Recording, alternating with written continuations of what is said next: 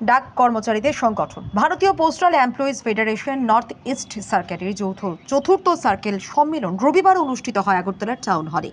উপস্থিত ছিলেন সাংসদ রাজীব ভট্টাচার্য সহ অন্যান্যরা। এদিন বক্তব্য রাখতে গিয়ে এই সংগঠনের বিভিন্ন কর্মকাণ্ডের জন্য তাদেরকে শুভেচ্ছা জানান সাংসদ রাজীব ভট্টাচার্য। তিনি বললেন, এই সংগঠন সমাজের জন্য কাজ করছে, রাষ্ট্রহিতের জন্য কাজ করছে। এছাড়াও এদিন তিনি প্রধানমন্ত্রীর প্রশংসায় পঞ্চমুখ হন নিজের বক্তব্যের মধ্য দিয়ে। ভারতীয় পোস্টাল এমপ্লয়ি ফেডারেশনের চতুর্থ দ্বিবার্ষিকী সম্মেলন অনুষ্ঠিত হচ্ছে সার্কেলে। সেই উপলক্ষে আমরা ধর্মনগর এবং আগরতলা ডিভিশন থেকে এবং অরুণাচল থেকে টোটালি সার্কেল থেকে আমরা একটা প্রোগ্রাম শুরু করেছি। সেটা হচ্ছে সার্কেল কনফারেন্স। আমরা 2014 সাল থেকে আগরতলাতে আমাদের BPEF এর জন্ম হয়েছে। আজ আমরা সেটা বিশাল আকারে ধারণ করেছি টোটালি সার্কেল লেভেলে। সেই কনফারেন্সে আমাদের প্রধান আজকে যিনি উপস্থিত আছেন হচ্ছেন আমাদের চিফ গেস্ট আসবেন সুশান্ত চৌধুরী মহোদয়। তারপর আমাদের স্পেশাল গেস্ট থাকবেন, উনি এসেছেন guest of honour Rajiv Bhattacharya মহাশয়, এবং আমাদের অল ইন্ডিয়া লেভেলের যে সেক্রেটারি জেনারেল অনন্ত কুমার পাল মহোদয় এখানে উপস্থিত আছেন। এবং সেই সম্মেলনে সকলকে উপস্থিত থাকার জন্য আমি আমাদের ইউনিয়নের পক্ষ থেকে আমি এই কনফারেন্সের কনভেনার হিসাবে সকলকে আমি ধন্যবাদ জ্ঞাপন করছি। নামটা? আমার নাম অনিমেষ বণিক। আজকে সহযোগিতার হাত বাড়িয়ে দিয়েছেন। আমি যতটুকু জানি যে আমাদের যখন করোনা কাল চলছিল, এই করোনা কালের সময়ও এই সংগঠন তাদের বিভিন্ন পারমিশন নিয়ে তারা রক্তদানের মতো মহৎদানে তারা এগিয়ে এসছেন। আমি তাদেরকে অনেক অনেক শুভেচ্ছা জানাই, আপনাদেরকে অনেক অনেক শুভেচ্ছা জানাই। দেখুন, সংগঠিত কেন আমরা সংগঠন করি, এই সংগঠনের তাৎপর্য কি? কিছুক্ষণ আগে আমাদের দাদা যিনি অনন্তবাবু বলছিলেন, দেশ কে লিয়ে করেंगे काम और काम के लेंगे पूरा दाम। স্লোগান পরিবর্তন হয়েছে। আগে আমরা স্লোগানগুলি শুনতাম, দিতে হবে নাইলে ভেঙে দাও গুড়িয়ে দাও।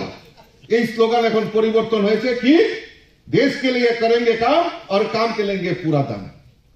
কনস্ট্রাকটিভ যে স্লোগান, এই স্লোগানের মাধ্যমে এই সংগঠনের উদ্দেশ্য এবং সংগঠনের কাজ সেটা লুকিয়ে রয়েছে। আজকে কেন এই সংগঠন? এই সংগঠন শুধু ট্রান্সফার পোস্টিং, আমি ভালো থাকবো সেই জন্য সংগঠন নয়। এই সংগঠন হলো আমাদের দেশকে সমৃদ্ধশালী করা, আমাদের দেশকে অখণ্ডতাকে রক্ষা করা, আমাদের রাষ্ট্রের জন্য লড়াই করা, রাষ্ট্রহিতের জন্য কাজ করা, এবং সবচেয়ে বড় যে জিনিসটা সেটা হলো মানুষের জন্য কাজ করা, এই সমাজের জন্য কাজ করা, এই সমাজকে পরিবর্তন করা।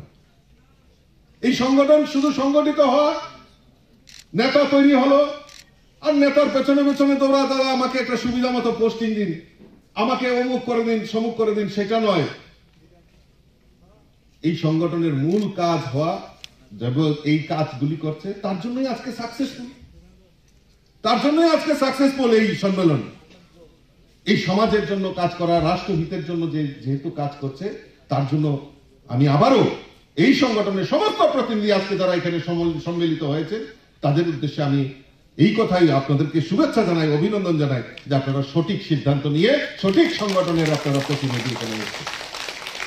বন্ধুগণ, পরিবর্তনের কথা আমি প্রথমে বলছিলাম যে পরিবর্তন, গত পরশুদিন পার্লামেন্টে মডার্নাইজেশন অফ এই পোস্টাল, তার জন্য একটা বিল সেখানে প্রস্তুত করা হয়েছে।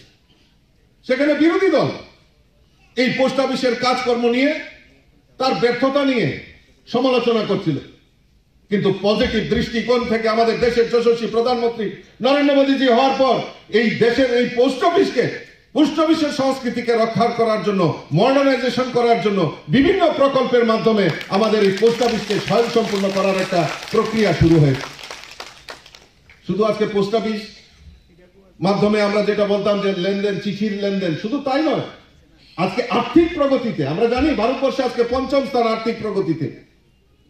আর এই আর্থিক প্রগতির জন্য এই পোস্ট অফিসের একটা বড় ভূমিকা রয়েছে বলে আমি বিশ্বাস করি। কারণ আইএফএসসি কোড থেকে শুরু করে অনলাইন পেমেন্ট থেকে শুরু করে সমস্ত কিছু অত্যাধুনিক করার যদি প্রয়াস করে থাকে আমাদের যশস্বী প্রধানমন্ত্রী নরেন্দ্র মোদী সরকার সেই কাজগুলি করেছে।